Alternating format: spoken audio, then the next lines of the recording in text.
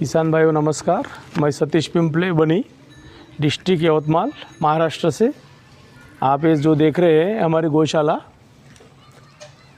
तो हमारे यहाँ करीबन 200 गैया है और इसके आधारित ही हम पूरा खेती करते हैं। पूरा 35 एकड़ जो खेत करते हैं इससे आधारित करते हैं।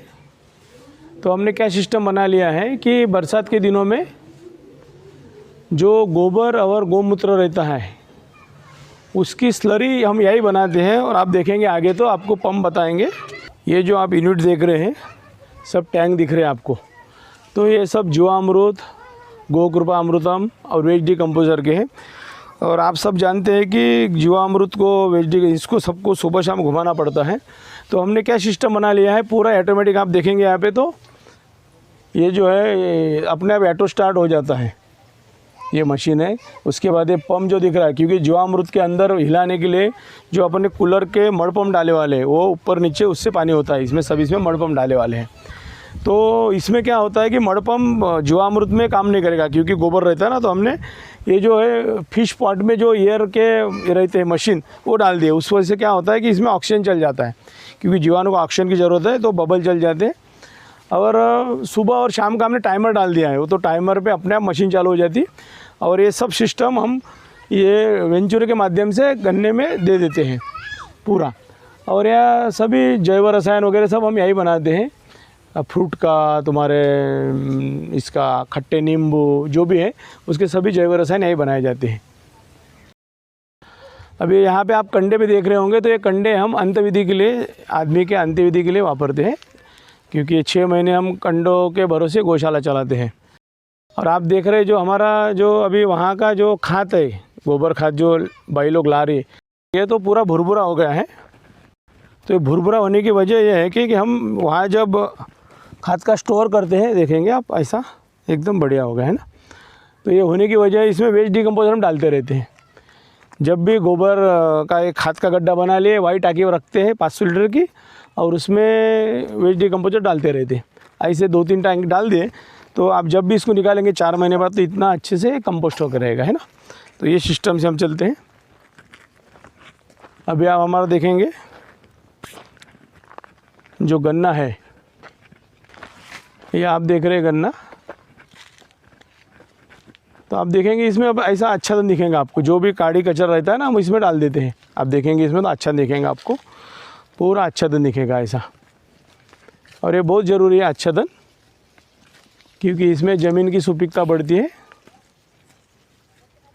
ज़मीन में 2 प्रकार के बैक्टीरिया होते हैं, एक तो ज़मीन को उपजाऊ बनाने वाले और जो क्रॉप है उसको पालन पोषण करने वाले। तो अपनी ज़मीन में आजकल ज़मीन को उपजाऊ करने वाले जो बैक्टीरिया है वही ख़त्म हो गए हैं। इधर आप देखेंगे जो हमारी तुअर है बहुत ही सुंदर है ये, और जीरो टिलिंग है। यानी हमारी जो पद्धत है, हम ज़मीन में ज़्यादा जैसा नागर, डवर, वखर ये नहीं करते, एकदम जीरो टिलिंग की। खरपतवार को हम नियोजन करते हैं, उसको ख़त्म नहीं करते। इस प्रकार आप देखेंगे तो पूरा कचरे में लगाए वाली है।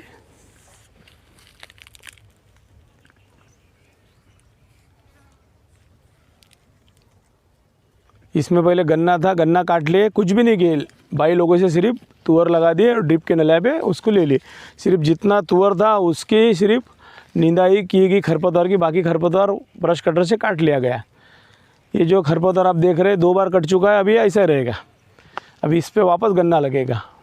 तो ये मेन थीम है हमारी कि जीरो टिलिंग, यानी कोई भी इसको ये नहीं करना है ज़मीन में उल्था पलट। और इसकी पूरी प्रोसेस आपको बताते हैं गुड़ बनाने की। आप देख रहे हैं कि खेत से गन्ना लाया गया, वहाँ गन्ना डाला जाता, उसके बाद यह क्रशिंग हो रहा। अभी देख रहे हैं आप क्रशिंग, इसमें जूस आएगा।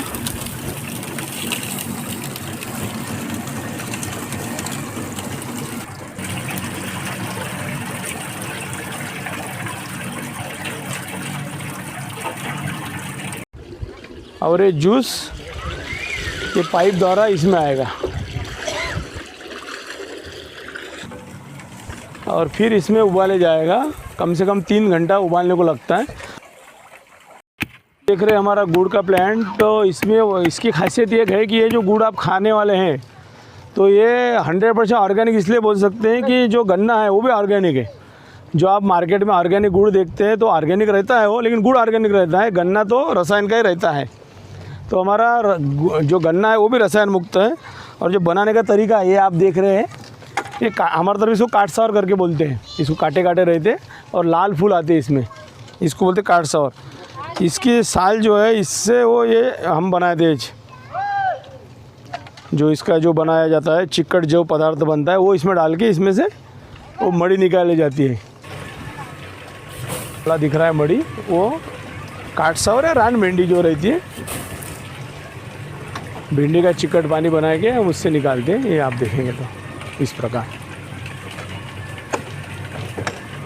और कुछ मात्रा में चूना मिलाया जाता है ताकि वो गन्ने का जूस का जो पीएच है वो सही मेंटेन हो पाए।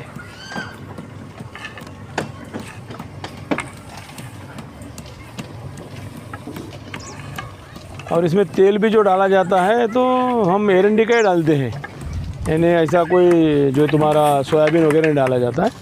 और आप देखेंगे तो जहाँ तक वो पूरा लोहे का प्रयोग किया जाता है, जो लोह तत्व मिलना चाहिए। तो उसके लिए हम देखेंगे कड़े भी आप देखेंगे तो लोहे की है, झारे से लेके सब चीज़ हम लोहे के वापरते, टाका इवन लोहे का ही है। यानी आयरन मिलना चाहिए, इसलिए पूरी चीज़ें आयरन की वापरी जाती है। इस प्रकार ऑर्गेनिक गुड़ आप यूज कर रहे हैं। और उसमें जो मड़ी बोले आपको, जो काले ड्रम आपने देखे, काला जो निकलता है वो निकाले जाता है।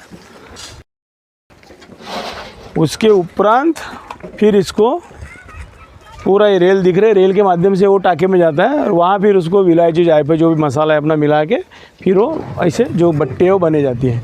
इस प्रकार ये पूरा प्रोसेस होता है। 3 से 3.5 घंटे का टोटल प्रोसेस है ये। इस प्रकार फिर बाद में गुड़ बनता है।